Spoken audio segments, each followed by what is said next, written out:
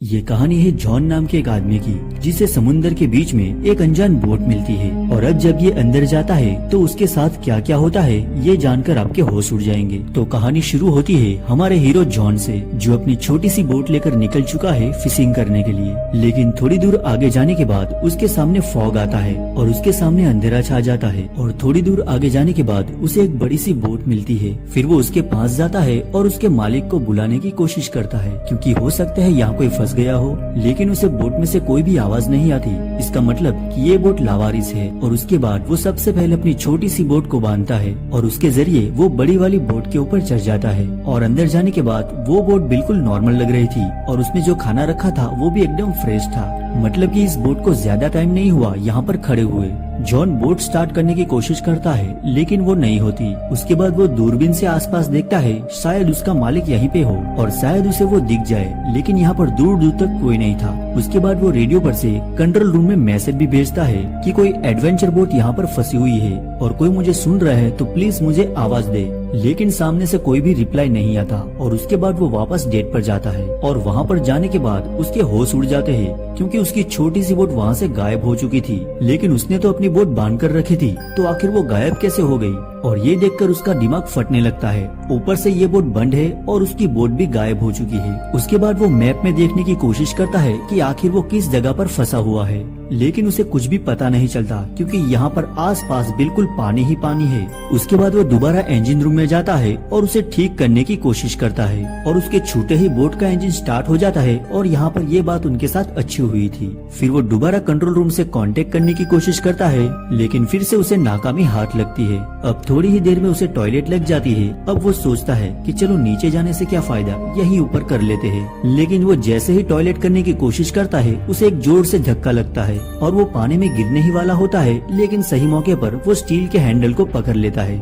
और समुद्र में गिरने से बच जाता है, क्योंकि ये बोट नहीं चाहती कि ये बोट के ऊपर टॉयलेट करे और इसे गंदा करे। इसलिए शांति से वो नीचे टॉयलेट में बाथरूम करने के लिए चला जाता है। लेकिन यहाँ पर एक मुसीबत कम नहीं हुई थी और दूसरी मुसीबत आ जाती है। बाथरूम का दरवाजा लॉक हो गया था और वो खुलने का नाम ही नहीं ले रहा था। अब वो उसे ऊपर से नीचे तक हर जगह से खोलने की कोशिश करता है। फिर उसे एक कैंची मिलती है और उसे भी ट्राई करता है दरवाजा खोलने के लिए, लेकिन सारी कोशिश यहाँ पर बेकार हो जाती है। अब इसे बाहर से रेडियो पर किसी की आवाज सुनाई देती है और तभी वो विंडो से बाहर एक शिप को भी देखता है। और अगर वो यहाँ से बाहर नहीं निकला तो वो शिप यहाँ से चला जाएगा और वो वापस अकेला हो जाएगा। और इसीलिए वो पूरी ताकत लगा देता है उस डोर को खोलने के लिए, लेकिन यहाँ पर कुछ भी नहीं होता। और उसके बाद वो विंडो से एक कपड़ा दिखाता है उस शिप को, ताकि वो शिप यहाँ पर रुक जाए। और वो छोटा सा कपड़ा कोई देख नहीं पाता, इसलिए वो बोट यहाँ से चली जाती है। फिर जॉन को एक दूसरा आइडिया आता है और वो रस्सी से बोट को रोकने की कोशिश करता है। इसकी ये कोशिश अच्छी थी, लेकिन ये रस्सी पानी में फैन में जाकर फंस जाती है और दूसरा भाग जॉन के गले में अटक जाता है। वो रस्सी खींचती जा रही थी और जॉन का गला भी दबता जा रहा था। और एक समय ऐसा आता है कि जब जॉन मरने ही वाला था, लेकिन वो जैसे तैसे करके वो रस्सी को अपने गले से निकाल देता है और वो मरते मरते बच जाता है। लेकिन तभी वो शिप उसकी छोटी सी बोट से जाकर टकराती है और उसे काफी चोटें भी आती है। और जब वो खुद को शीशे में देखता है तो उसकी हालत बिल्कुल खराब हो चुकी थी और ऐसा लग रहा था कि उसने गलती कर दी इस बोट के ऊपर आकर। और अब वो ज्यादा ताकत लगाता है उस डोर को खोलने के लिए, लेकिन ऐसा लगता है कि किसी ने उस डोर को पकड़ रखा है और वो खुलने का नाम ही नहीं ले रहा था। उसके बाद जॉन को भूख और प्यास भी लगी थी। तभी वो शावर से पानी पीने की कोशिश करता है, लेकिन शावर में भी पानी खत्म हो चुका था। और तभी उसकी नजर फर्श पर पड़ती है। अब बोट में टक्कर की वजह से छेद हो गया था और उसमें पानी भरने लगा था और अब वो उसी पानी को पीने लगता है। लेकिन वो इन सभी चीजों से परेशान हो चुका था और उसे ऐसा लग रहा था कि इस बोट में कोई ना कोई इंसान मौजूद है। फिर वो उसे रोते हुए रिक्वेस्ट करता है कि प्लीज मुझे यहाँ से जाने दो,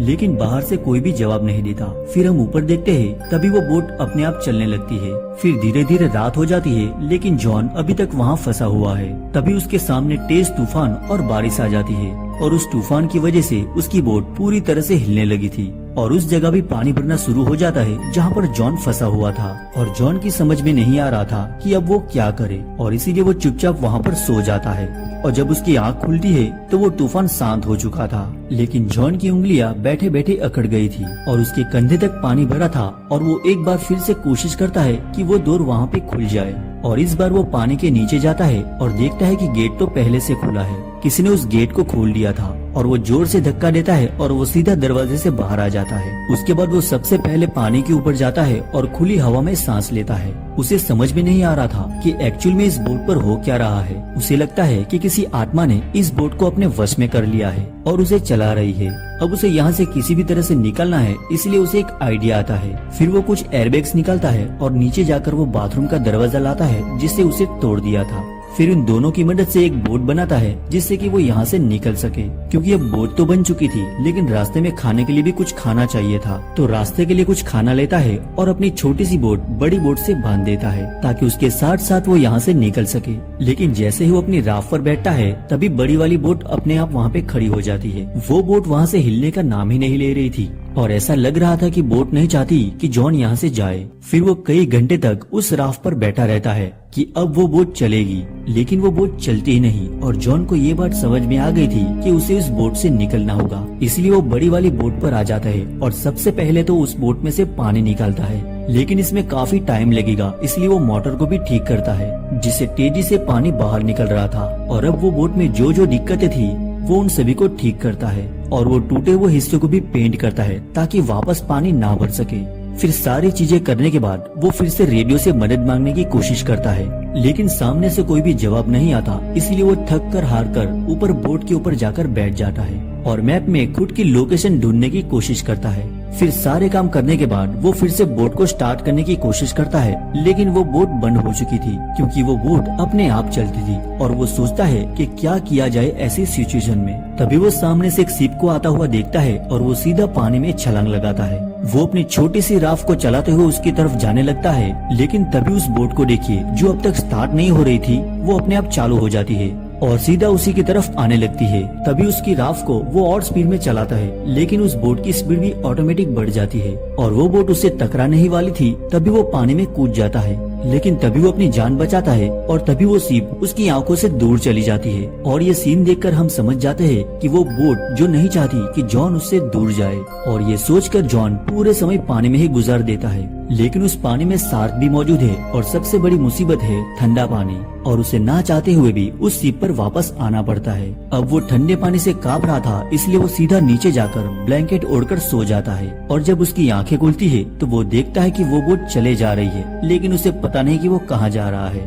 उसके बाद वो वापस बोट के ऊपर जाना चाहता है, लेकिन फिर से वो मेन गेट बंद हो जाता है। अब वो पूरी तरह से फ्रस्ट्रेट हो चुका था क्योंकि वो जब से इस बोट पर आया है उसके साथ कुछ न कुछ गलत हो रहा है। और तभी उसकी नजर बाथरूम पर पड़ती है। वहीं से ऊपर जाने का एक रास्ता था। वो वहाँ से बाहर निकलने की कोशिश करता है, लेकिन तभी वो एंट्री का रास्ता बंद हो जाता है। मतलब अब जॉन पूरी तरह से इस छोटी सी जगह में फंस चुका है। और तभी वो बोट पूरी रफ्तार से भागना शुरू कर देती है और जॉन इधर से उधर गिरने लगता है और उसके हाथ में, पैर में, सिर में हर जगह चोट लग जाती है। लेकिन तभी बोट की स्पीड कम होती है और वो गेट भी खुल जाता है। और जब वो बाहर निकलता है तो वो देखता है कि वो बोट एक शहर के पास आकर रुकी है। फिर जॉन दौड़ते हुए किनारे पर जाता है और एक आयरन रोड उठा लेता है, क्योंकि उसे लग रहा था कि कोई आदमी छुपकर यहाँ से उस बोट को चला रहा था और उसी ने जॉन को किडनैप किया। लेकिन कई बार छानबीन करने पर उसे वहाँ पर कोई भी नहीं मिलता, तो जॉन वापस बाहर आ जाता है। और अब जो वो मंजर देखता है तभी उसके होश उड़ जाते हैं, क्योंकि वो बोट अपने आप चल रही थी और वो जॉन को किनारे पर छोड़कर जा रही थी। और जॉन को समझ आ जाता है कि कोई शक्ति जो इस बोट को चला रही है, और वो बोट फिर से अपने नए शिकार की तरफ निकल जाती है। फिर जॉन उस जगह की सबसे ऊंची चोटी वाली जगह पर जाता है और समुद्र को देखता है और फिर से यहाँ से बाहर निकलने की कोशिश करता है, लेकिन घूम फिर कर वो वापस वहीं आ जाता है। और तभी उसे अपनी बोट मिलती है जो वो लेकर समुद्र में गया था पहली बार। और ये बोट वापस किनारे पर कैसे आई और उस बोट में क्या था, इसी सस्पेंस के साथ ये मूवी यहाँ पर खत्म हो जाती है। इसका रीजन क्या होना चाहिए आप मुझे नीचे कमेंट करके जरूर बताइएगा। तो दोस्तों, अगर आपको ये एक्सप्लेनेशन पसंद आया हो तो वीडियो को लाइक और चैनल को सब्सक्राइब करना बिल्कुल भी नहीं भूलिएगा। और हमने बाकी और भी मूवी को एक्सप्लेन किया है, आप जाके उसे भी देख सकते हैं।